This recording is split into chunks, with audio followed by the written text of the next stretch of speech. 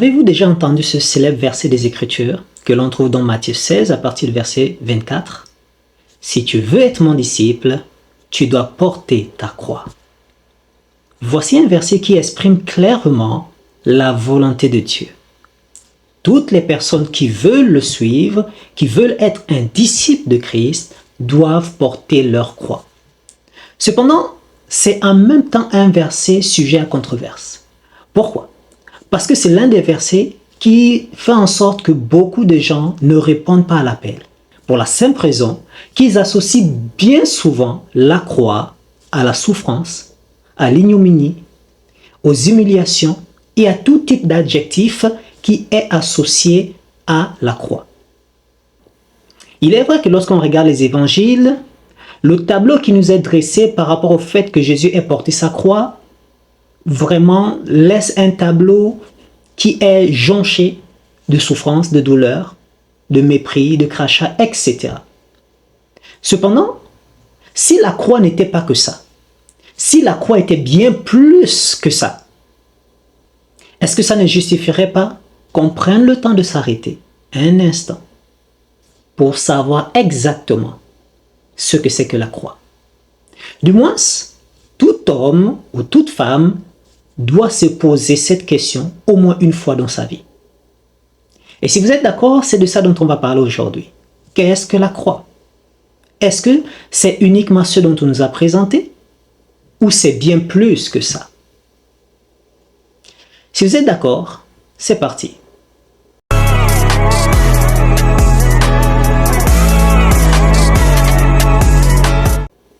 Si c'est la première fois que vous tombez sur ce podcast, je suis Abraham.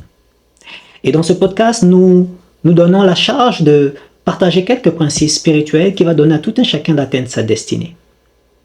Et comme vous l'avez entendu, aujourd'hui, nous allons parler de la croix. Déjà, la première chose que nous devons nous poser, c'est quoi la croix? La croix, c'est la réponse de Dieu pour l'humanité. La croix, c'est la réponse de Dieu pour l'humanité. Et pour bien comprendre ça, il faut déjà se remémorer de ce qui s'est passé dans le Jardin d'Éden. Dans le Jardin d'Éden, à Genèse 3, il nous est enseigné que le serpent va se jouer de Adam et Ève. Et à cause de ce mécanisme qui va se mettre en place, la royauté va être transférée de l'homme vers Satan et l'ignominie et tous les autres adjectifs qui vont être associés à Satan, lui qui était l'ange déchu, va être transféré à Adam. C'est comme ça que le propriétaire de la terre et de tout ce qui l'y renferme est devenu l'esclave de celui qui était de base l'esclave. Et le Seigneur va nous dire quelque chose d'important dans ce texte. Il va dire au serpent, la descendance de la femme t'écrasera la tête et toi tu le mordras le talon. Et ce verset a eu son accomplissement à la croix à Golgotha. Parce que Golgotha signifie le crâne. Et c'est sur un crâne que la croix a été plantée. En d'autres termes, la croix est la victoire de Dieu qui a été prophétisée des années auparavant. Jésus est monté sur cette croix et il a terrassé Satan et tous ses démons. Donc la croix, c'est d'abord la réponse de Dieu aux difficultés de l'homme, à l'homme qui est passé de roi à esclave, et Satan qui est passé d'esclave à propriétaire de toute la terre. C'est ça la croix, premièrement. Mais la croix, c'est bien plus. La croix, ce n'est pas uniquement cet élément que Jésus a dû porter d'un lieu jusqu'au lieu du crâne, où il a été effectivement crucifié. La croix, c'est bien plus que ça. Parce que vous devez comprendre que ce n'est pas Jésus qui a inventé la croix. La croix a existé avant. C'était un mécanisme que les Romains avaient mis en place pour pouvoir traumatiser à l'époque ceux qu'ils appelaient des rebelles. Donc la croix a toujours existé.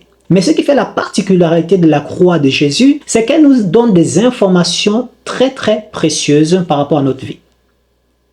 La croix, c'est la charge que Dieu t'a donnée. Et dans le cas de Jésus, la charge que Dieu l'avait donnée, c'était non seulement de porter le fardeau de l'humanité à notre place, parce que nous étions dans l'incapacité de porter ce fardeau, mais c'était également de nous révéler le cœur du Père. Arrêtons-nous un instant sur ce point. La charge de Jésus, c'était de révéler le cœur du Père.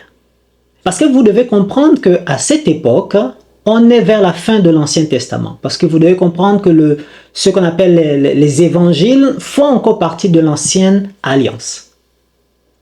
On n'est pas encore dans la Nouvelle Alliance. La Nouvelle Alliance commence réellement à la résurrection. Mais pendant tout ce processus où Jésus est en train de poser les bases de ce qu'il va finalement accomplir à la croix, Jésus prend le soin de nous révéler qui est le Père. C'est pour ça que dans le livre de Jean, il est dit que Jésus est celui qui révèle le Père. Pourquoi? Parce que à cette époque, on a des gens qui ont continué et qui ont été bercés, autant pour moi, par les discours qui sont relatifs à l'Ancien Testament. Donc, la perception qu'ils ont de Dieu est relative au discours que tenaient leurs parents, aux exploits que tenaient leurs parents. Ils ont donc cette image de Dieu, un Dieu très distant, un Dieu très dur, un Dieu très méchant, un Dieu qui est éloigné d'eux. La preuve, c'est que la Bible nous enseigne que entre Malachie et Matthieu, il s'est écoulé un certain temps où Dieu ne parlait plus, parce que, soi-disant, Dieu s'était éloigné d'eux. Et là, Jésus vient pour pouvoir remettre un peu toutes choses en ordre. Et il nous est enseigné que Dieu parle tantôt d'une manière et tantôt d'une autre, mais en réalité, c'est le peuple qui ne prend pas garde. Donc, pourquoi le peuple pense que pendant ce laps de temps, Dieu ne parlait plus? Pour la simple raison que dans leur mentalité, ils ont toujours pensé que Dieu, pour parler, il faut forcément un prophète. Alors que la réalité est bien autre. Dieu, pour parler, n'a pas besoin toujours d'avoir un prophète. Juste des gens qui sont disposés à écouter. Qu'est-ce que ça suppose? Ça suppose que pendant ce laps de temps où ils n'entendaient plus des prophéties par la bouche d'un prophète, Dieu continuait de parler. Mais il avait changé de méthode. Il parlait tantôt d'une manière, tantôt d'une autre, mais c'est le peuple qui ne prenait pas garde.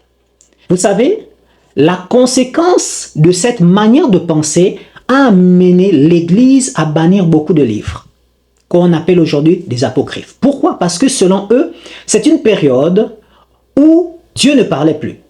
Et donc, si ces livres ont été écrits dans une période où Dieu ne parlait plus, ça suppose par ailleurs que ces livres ne sont pas inspirés. Et s'ils ne sont pas inspirés, effectivement, ils ont bien raison de ne pas les rajouter dans la Bible.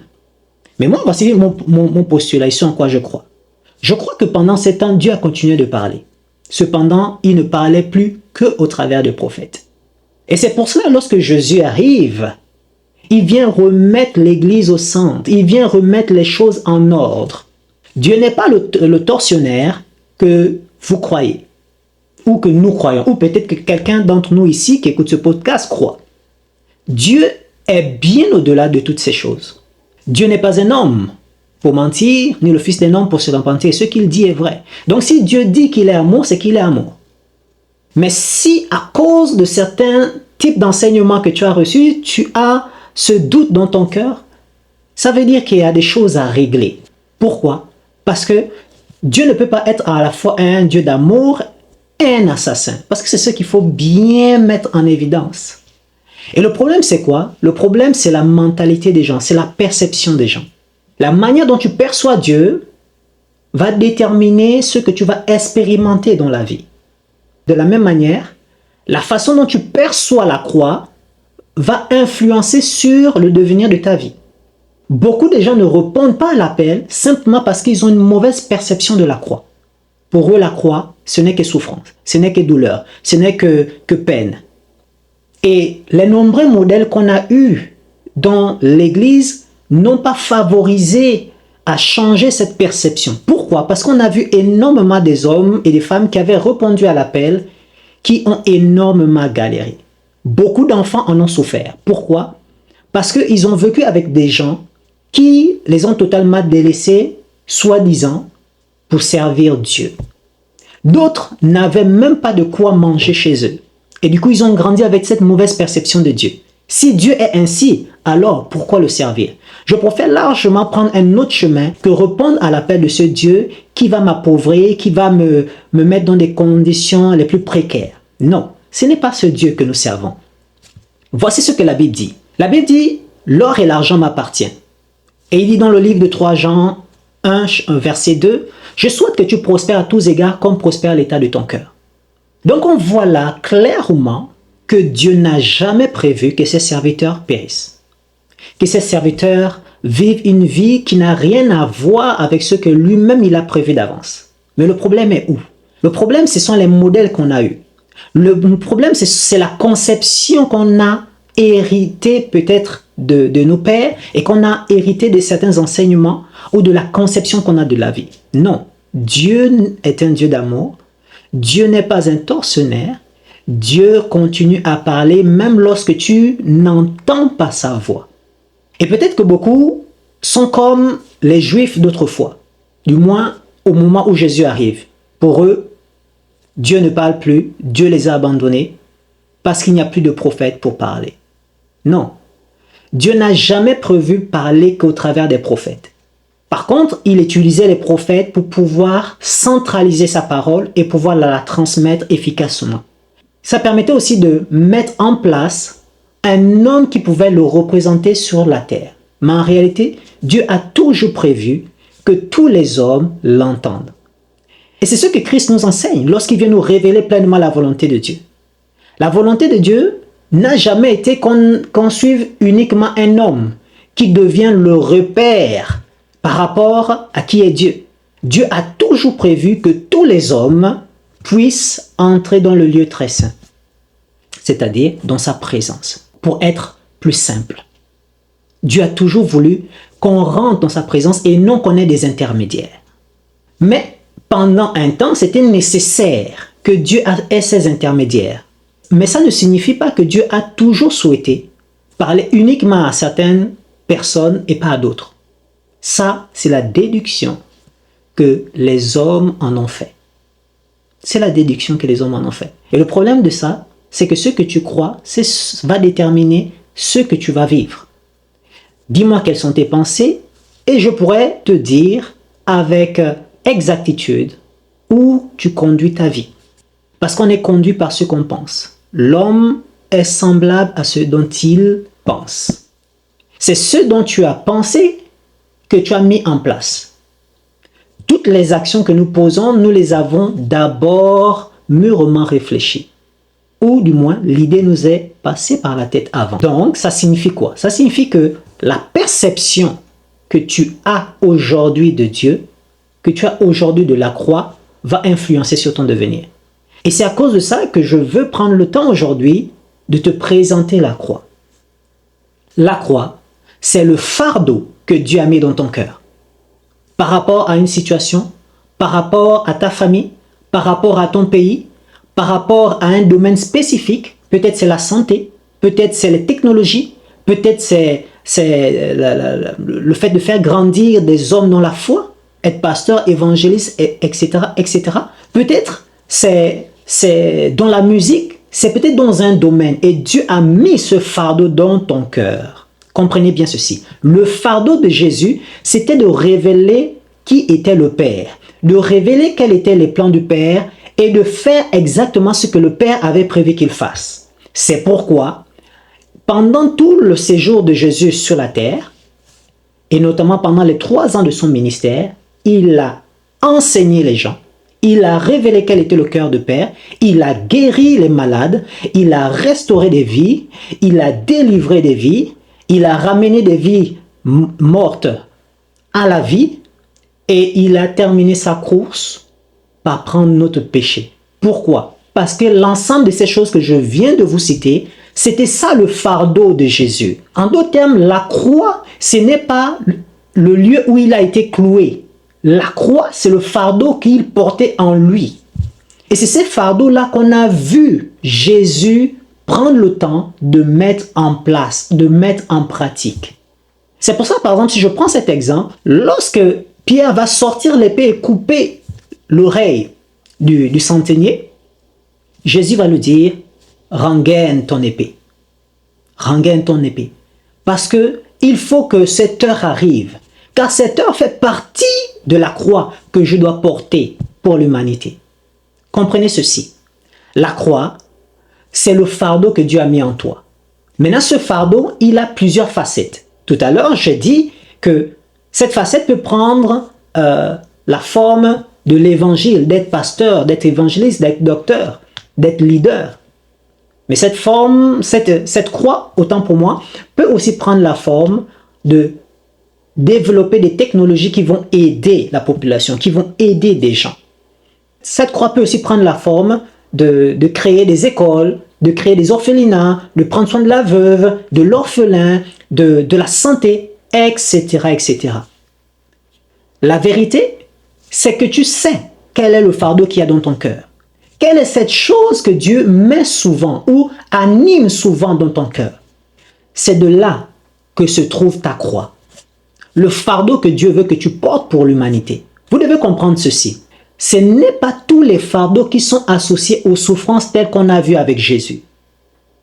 Le fouet, les crachats, les couronnes d'épines, etc., etc. Non. Ça, c'était nécessaire parce que c'était la croix qui était associée à sa vie. Parce que prendre le fardeau de l'humanité était tel que ça devait coûter énormément. Vous devez comprendre ceci. Vous devez enlever de votre esprit le fait que la croix est toujours associée à des douleurs telles que je viens de le citer. Certains, leur croix, c'est de devenir le plus grand médecin de tous les temps, le plus grand chirurgien de tous les temps, qui sera capable d'opérer des zones qui, jusqu'à ce jour, on n'arrive pas à opérer. Peut-être pour certains, leur fardeau, c'est de trouver le moyen de guérir les cancers. Phase 4, phase 3, phase terminale. De pouvoir trouver des solutions qui vont permettre à l'humanité d'avancer. Tout ce que Jésus a fait était dans le but que l'humanité avance dans le sens que Dieu avait prévu d'avance. Et c'est quelque chose que vous devez comprendre. Que votre fardeau a forcément un rapport avec les hommes. Votre croix a forcément un rapport avec les hommes et sur la facette que Dieu veut au travers de vous révéler. Comprenez ceci. La Bible dit dans le livre de Genèse 1er, Dieu a fait l'homme à son image et à sa ressemblance. En d'autres termes, tu es Dieu. Tu ressembles à Dieu dans un domaine spécifique. En fait, tout ton être entier est une facette de Dieu. Ça veut dire que quand je te vois marcher, quand quelqu'un te voit marcher, il est en train de voir Dieu. Et maintenant, là, quelqu'un me dira, mais c'est uniquement les chrétiens. Non. C'est tous les hommes ont été faits à l'image de Dieu. À la seule différence que les chrétiens sont revenus au centre de la volonté de Dieu par Jésus-Christ, tandis que les non-croyants qui, jusqu'à ce jour, refusent d'accepter Christ, continuent à marcher dans quelque chose qui, en réalité, n'a pas de sens. Parce que, vous devez comprendre ceci, il n'y a de vie qu'en Jésus-Christ. Avant, tous ceux qui vivent en dehors de Jésus-Christ sont encore sous le joug de Satan. Alors que ceux qui sont en Jésus-Christ, ils ont récupéré l'autorité que Satan avait volée. Ils sont redevenus maîtres de ce qu'ils avaient perdu. C'est la seule différence. Mais tous les hommes confondus dans cette ère sont à l'image de Dieu. Est-ce que vous vous êtes jamais posé des questions? Pourquoi le monde continue d'évoluer, les technologies continuent d'évoluer, les choses continuent à être créées? Pourquoi? Pour la simple raison que tous les hommes qui participent à l'évolution de la société ne font qu'une chose en commun. Ils ne font que manifester le fardeau que Dieu a mis dans leur cœur. Qu'est-ce que je suis en train de dire? Je suis en train de dire que bien souvent, ce que nous critiquons, ce que nous appelons les non-chrétiens, les non-croyants, les païens, sont bien souvent ceux qui portent mieux leur croix. Parce que eux, ils n'ont pas peur de la souffrance. Ils n'ont pas peur de l'échec. Ils n'ont pas peur d'être la risée. Tant que ce en quoi ils croient, ils font tout pour le manifester. Si nous prenons des gens comme Steve Jobs, il avait un fardeau et il a mis tout son être entier en mission pour faire évoluer la technologie, ce qu'il avait à cœur. Si nous prenons des gens comme Marie Curie, vous connaissez Marie Curie et vous connaissez toutes les belles choses qui aujourd'hui font partie de notre quotidien dont elle est l'origine. Mais c'était ça son fardeau. Elle a mis tout son être entier dans ça. Donc vous devez comprendre que la croix, c'est le fardeau que Dieu a mis en vous. On peut en citer tellement d'autres personnes. On peut citer des noms comme Einstein. Okay? On peut citer des gens comme Newton. Il y a énormément d'autres personnes. Ils sont dans des domaines spécifiques. Ils portent leur croix. Et peut-être que vous vous dites, mais oui, ils font ces choses, mais ils ne sont pas en Christ. Je suis d'accord avec vous. Ils ne sont pas en Christ, mais pourtant ils portent leur croix. Car le but de tout homme sur la terre, c'est de manifester ce que Dieu a mis en lui. Et au travers de cette manifestation, de révéler une facette de Dieu au travers des choses que nous mettons en place. En d'autres termes, lorsque Einstein a découvert tout ce qu'il a découvert, il a manifesté l'intelligence supérieure de Dieu, la créativité. Mais toi, qui te dis chrétien, tu es toujours en train de te poser des questions, de tergiverser, parce que tu associes la croix à la douleur, à la souffrance, à l'ignominie, aux moqueries. Vaut mieux quelqu'un qui reçoit énormément de moqueries, mais qui décide de faire ce que Dieu a mis en lui, indépendamment de ce que les gens croient, pensent de lui. Pourquoi?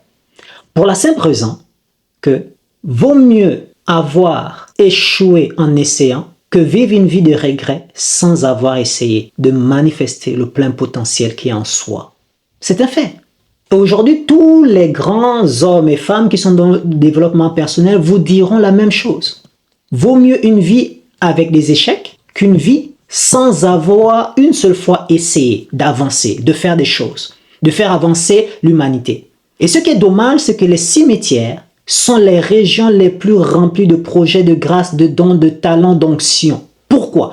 Parce qu'il y a énormément de gens qui sont décédés, qui ont quitté la terre avec ce que Dieu avait mis en eux. Pourquoi? Parce qu'ils avaient peur de répondre à l'appel. Et beaucoup de chrétiens ne veulent pas répondre à l'appel. Pourquoi? Pour la simple raison qu'ils associent l'appel au pastorat, au prophétique, à devenir docteur. En d'autres termes, ils cloisonnent volontairement leur pensée à ça. Pour eux, l'appel, c'est simplement servir à l'église. Non. Il y a des gens qui sont appelés à servir à l'église et il y a d'autres qui ne sont pas appelés à servir à l'église. C'est un fait. Aujourd'hui, on a délaissé plein de domaines. Le cinéma pour en citer quelques-uns, la politique pour en citer d'autres. Parce que aujourd'hui, on nous enseigne que répondre à l'appel signifie forcément être dans les murs de l'église. Non. Non. Ce n'est pas exactement ça. La Bible nous enseigne que lorsque Jésus a été cloué à la croix et qu'il est mort, il y a un homme qu'on appelle Joseph d'Arimathée. Est-ce que vous connaissez Joseph d'Arimathée? C'est un homme fort riche qui marchait avec les grands de ce monde. En fait, lui, il suivait Jésus, mais il était d'une lignée beaucoup plus élevée. Il connaissait les grands types de ce monde. En d'autres termes, on peut dire que c'était un politicien. C'était un homme suffisamment aisé. Vous vous rendez compte que si cet homme n'existait pas, Jésus serait resté plus longtemps à la croix. Et peut-être que la Pâque serait passée et il serait toujours resté à la croix. Mais c'est parce qu'on a des gens comme Joseph d'Arimathée qui étaient dans certains domaines de la vie, qui avaient une certaine influence une certaine influence dans la vie, dans sa société, qui avaient des relations, que la volonté de Dieu s'est accomplie. Dieu t'appelle à des domaines. Et peut-être que Dieu t'appelle aussi à être pasteur, mais en même temps, il t'appelle à faire autre chose. À écrire des livres, à écrire des romans, à écrire des revues scientifiques, mettre en place des innovations et plein d'autres choses. Parce que vous devez comprendre que la croix, ce n'est pas juste un fardeau, c'est l'ensemble des fardeaux qu'il y a en toi. C'est ça ta croix. C'est ça que Dieu veut que tu révèles à l'humanité. Mais tant que tu n'acceptes pas de porter ta croix, tu ne pourras jamais voir les merveilles que Dieu a pour toi. Tant que tu ne portes pas ta croix, tu ne pourras pas voir les merveilles que Dieu a pour toi. Maintenant, il faut que je sois clair avec toi. Je ne suis pas en train de te dire que ça va être facile. Ça va être tellement facile que ça va rouler comme sur des roulettes. Non, je ne te promets pas ça. Jésus ne l'a pas promis. Je ne le ferai pas. La seule chose que je peux te dire, Parce que ça sort de la bouche de notre Seigneur lui-même.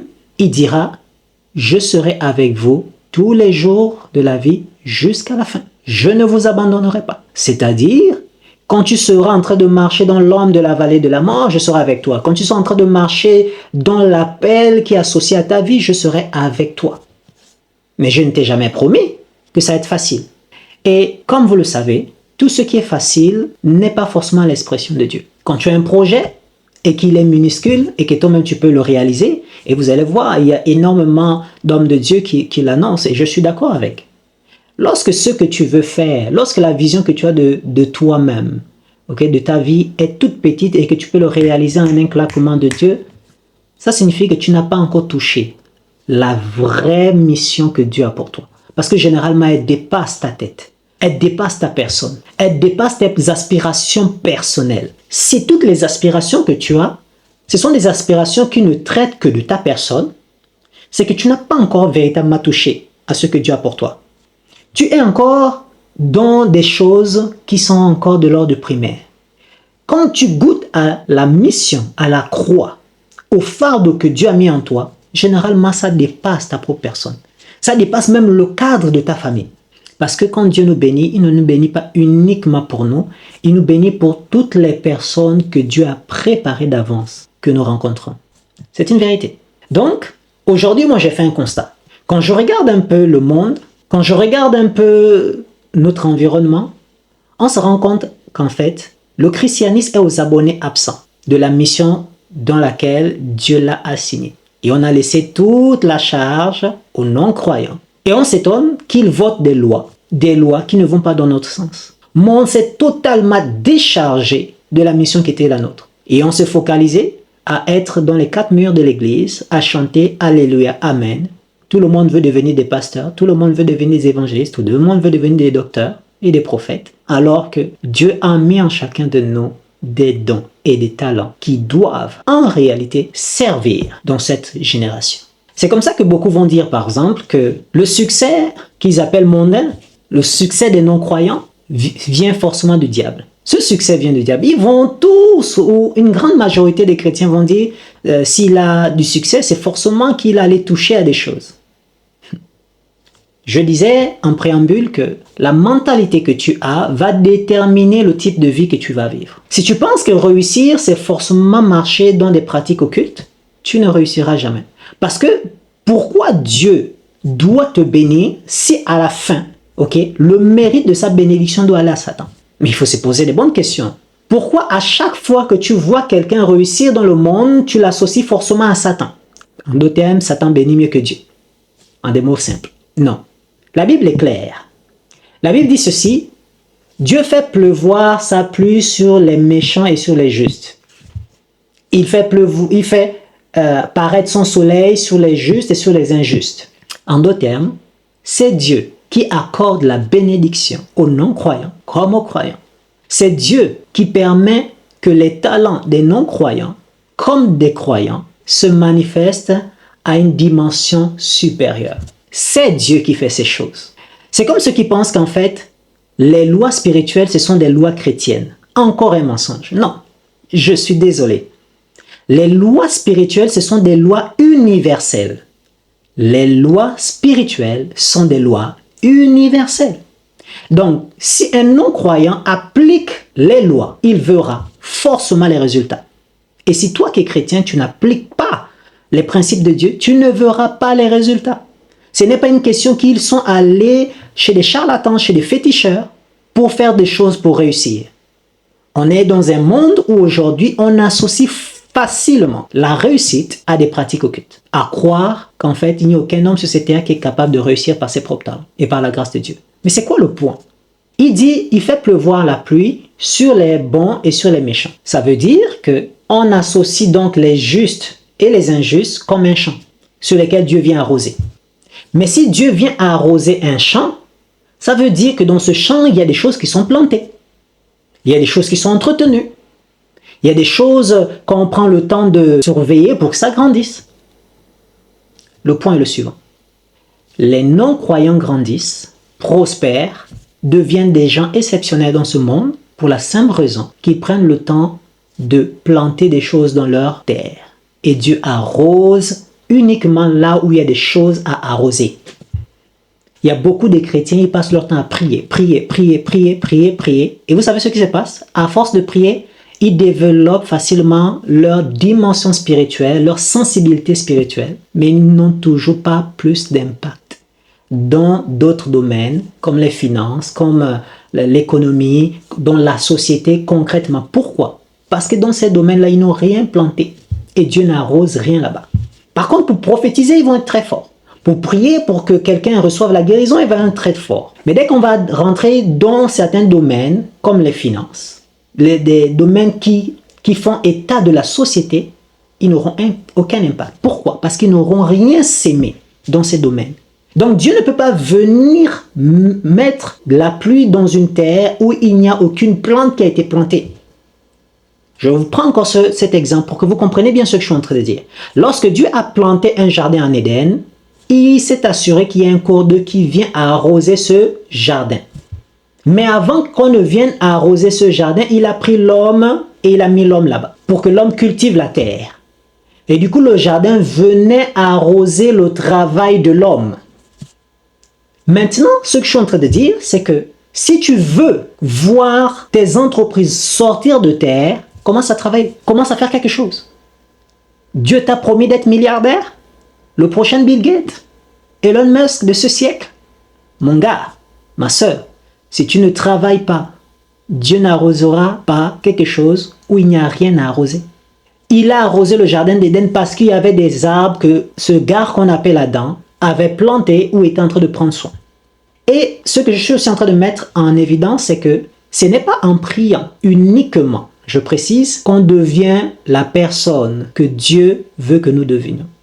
L'image de Dieu ou l'image du fardeau qui est en toi, de la personne que tu es censé devenir, ne peut devenir réalité tant que tu ne mettes pas en place le premier facteur de la croissance et de la prospérité. Et on appelle ça le travail. Le travail. La Bible est claire, celui qui ne travaille pas, il ne mange pas. Le paresseux n'a pas le droit de manger. En d'autres termes, Dieu a fait son taf pour t'assurer que tu aies du succès. Et il te dit, commence à travailler. Peut-être que ça fait longtemps que Dieu te demande de faire un podcast dans le domaine où tu es expert. Tant que tu ne fais pas ce que Dieu te demande de faire, il n'arrosera pas. Le succès ne viendra pas comme ça du jour au lendemain. Il n'y a pas de succès sans travail. Il n'y a pas de succès sans travail. C'est ça la croix. La croix, en fait, te pousse à devenir la meilleure version de toi. La croix te pousse à devenir la meilleure version de toi. Et si tu passes ton temps à ignorer, à refuter, à repousser les assauts de la croix dans ta vie, qui se manifestent par des désirs, ça finit toujours par l'amertume. Parce que quand tu ne marches pas dans ce que Dieu a prévu pour toi, en fait, tu es en train de faire ce qu'on appelle un hors-sujet de la vie. Et en fait, tes entrailles deviennent amères parce que ton esprit est en train de te dire que ce que tu es en train de faire là n'est pas prévu dans le contrat avec Dieu. Et beaucoup de gens sont amers parce qu'ils ne sont pas à leur place. Et ça, je ne dis pas que les chrétiens, je dis même les non-croyants. Beaucoup de gens là, vous les voyez, ils sont remplis d'amertume parce qu'ils ne sont pas à leur place. Vous comprenez que, en fait, le principe qui est associé aux chrétiens, c'est le même principe qui est associé aux non-chrétiens. C'est les mêmes principes. Quand un non-chrétien n'est pas en train de faire ce que Dieu a mis en lui, il est frustré, il est aigri, il n'est pas bien, il est rempli, beaucoup sont parfois remplis de dépression. Pourquoi? Parce qu'ils ne sont pas en train de faire exactement ce que Dieu a prévu pour eux. C'est pour ça que je dis que c'est une folie de ne pas croire en Jésus-Christ. C'est une folie. Il n'y a que Jésus-Christ qui peut te ramener exactement à faire ce qui est associé à ta vie. Il n'y a que Jésus. Mais si un non-croyant, si un chrétien, autant pour moi, marche aussi en dehors des cadres associés à sa croix, il sera lui également sujet à la dépression, sujet à l'amertume, parce qu'il n'est pas en train de faire ce que son esprit lui impose de faire. Et pour terminer, j'aimerais dire ceci. Tu ne seras jamais heureux en dehors de ce que Dieu a pour toi. Mais c'est peut-être dans ce sujet l'une des phrases les plus importantes. Tu ne seras jamais heureux en dehors de ce que Dieu a mis en toi. Tant que tu refuses de porter ton fardeau, tant que tu refuses de porter ta croix, tu ne vivras pas le bonheur. Tu contempleras tout le temps les autres entrer dans leur bonheur et toi pas. Non pas parce que Dieu est méchant, mais parce que Dieu t'attend. Et c'est sur ces belles paroles que j'aimerais te dire que Dieu a quelque chose de merveilleux pour toi. Et que la vie que tu es en train de vivre est peut-être qu'un mirage pour la simple raison que Dieu a mieux. Alors, ne perçois plus la croix uniquement comme le sujet des douleurs, de moquerie et autres. Bien qu'il peut arriver que notre chemin soit jonché de ces choses. Sur ce, je te dis à la prochaine pour un nouvel épisode de Passerelle Divine. Soyez bénis.